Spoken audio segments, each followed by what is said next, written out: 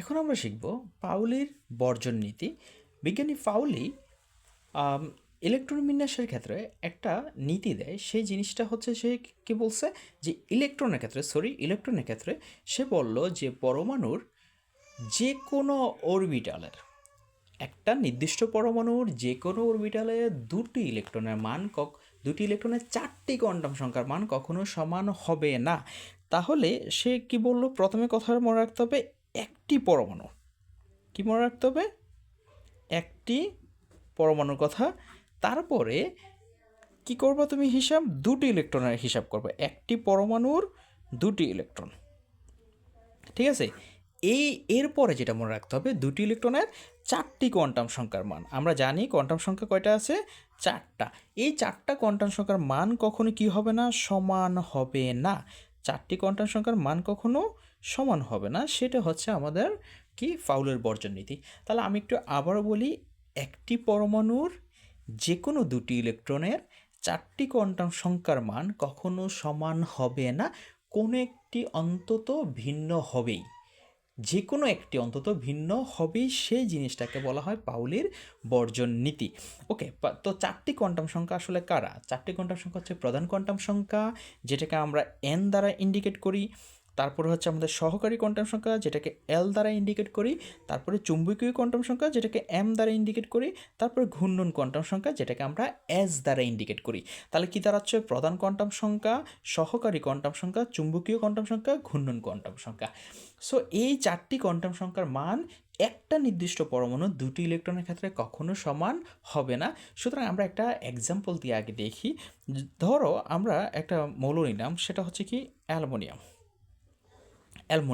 So অ্যালুমিনিয়ামের electron বিন্যাস যখন আমরা করব, অ্যালুমিনিয়ামের আমরা জানি যে তার লাস্ট হচ্ছে তিনটা ইলেকট্রন থাকবে। সুতরাং তার ইলেকট্রন বিন্যাস হয়ে যায় কি 3s2 3p1, 3s2 3p1। তার মানে এস অরবিটালে দুটো ইলেকট্রন আছে, পি অরবিটালে একটা ইলেকট্রন আছে। এখন পি অরবিটালকে যদি আমরা তার সমশক্তির অরবিটালে বিভক্ত করে ফেলি, তাহলে সেটা দাঁড়াচ্ছে কি 3p(x1), 3p(x1), তার মানে এখানে একটা ইলেকট্রন আছে। আমরা এখন এখানে দেখো, তার তৃতীয় কক্ষপথের এস অরবিটালে দুটো ইলেকট্রন আছে। কয়টি ইলেকট্রন আছে? দুটি ইলেকট্রন আছে। এখন এই দুটি ইলেকট্রনে যদি আমরা চারটি কোয়ান্টাম সংখ্যার মান হিসাব করি, তাহলে কি দাঁড়াবে? প্রথম ইলেকট্রন আমরা বলবো যে E1, প্রথম ইলেকট্রনের ক্ষেত্রে E1। চারটি কোয়ান্টাম সংখ্যার মান দেখো, প্রথমে আমরা কি লিখব, এন এর মান লিখব, তারপরে এল এর মান লিখব, তারপরে কি এম এর মান লিখব, তারপরে এস এর মান লিখব। তার একটু খেয়াল করো এন এর মান কত, যেহেতু আমরা এইটা নিলাম 3s2 নিলাম, এন এর মান হচ্ছে 3 প্রথম ইলেকট্রনের ক্ষেত্রে। এল এর মান কত? এল এর মান অ্যাকচুয়ালি সহকারী কোয়ান্টাম সংখ্যা হচ্ছে আমাদের কি এই যে অরবিটালগুলো, ঠিক আছে। তা অরবিটালে যেটা মান সেটা তার সহকারী কোয়ান্টাম সংখ্যার মান। তার মানে এল এর মান হচ্ছে এখানে তার 0, এল এর মান হচ্ছে এখানে তার 0, এন এর মান 3, এল এর মান হচ্ছে কি 0। এবার দেখো এল যদি 0 হয়, তার চুম্বকীয় কোয়ান্টাম সংখ্যার মানও 0 হয়ে যায়। চুম্বকীয় কোয়ান্টাম সংখ্যার মান তাহলে কি দাঁড়াচ্ছে? m=0। প্রত্যেকটা চুম্বকীয় কোয়ান্টাম সংখ্যার জন্য ইলেকট্রন আসবে দুটা, একটা হচ্ছে কি ডান দিকে ঘুরবে আর একটা বাম দিকে ঘুরবে। কিন্তু এখানে আমরা প্রথম ইলেকট্রনের ক্ষেত্রে হিসাব করলাম। কার ক্ষেত্রে? প্রথম ইলেকট্রনের। এখানে দুটি ইলেকট্রন যেটা আছে তার প্রথম ইলেকট্রনের কথা বললাম আমরা এখানে। তার প্রথম ইলেকট্রনটা আসলে কোন দিকে যাবে? প্রথম ইলেকট্রনটা অবশ্যই কোন দিকে যাবে? ডান দিকে যাবে। তাহলে এই হচ্ছে তার চারটি কোয়ান্টাম সংখ্যার মান। কত নম্বর ইলেকট্রন? দেখো অ্যালুমিনিয়ামের 11 নম্বর ইলেকট্রন, মানে 3s2-র মধ্যে প্রথম যে ইলেকট্রনটা যায় সেটার কথা আমরা বলতেছি। 11 নম্বর ইলেকট্রনের ক্ষেত্রে দেখো এন এর মান 3, এল এর মান 0, এম এর মান 0 এবং এস এর মান কত হয়ে যাচ্ছে? +12। এবার যদি তার দ্বিতীয় ইলেকট্রনের ক্ষেত্রে যাই, কার? অ্যালুমিনিয়ামের যে 3s2-র সেকেন্ড ইলেকট্রনটা, সেখানেও দেখো এন এর মান কিন্তু চেঞ্জ হচ্ছে না, কারণ দুটো ইলেকট্রনই তৃতীয় কক্ষপথে আছে। এবং এল এর মানও চেঞ্জ হচ্ছে না, কারণ দুটো ইলেকট্রনে এস অরবিটালে আছে। এবং এম এর মান দেখো, এম এর মানও কি চেঞ্জ হচ্ছে না, কারণ দুটো ইলেকট্রনে কোথায় আছে? কোথায় আছে? এসে আছে। সো এস এর মান এল=0 হলে m=0 হবে। কিন্তু পরের ইলেকট্রনটা এইখানে এসে এইটা -1/2 হয়ে যাবে। কেন -1/2 হয়ে যাবে?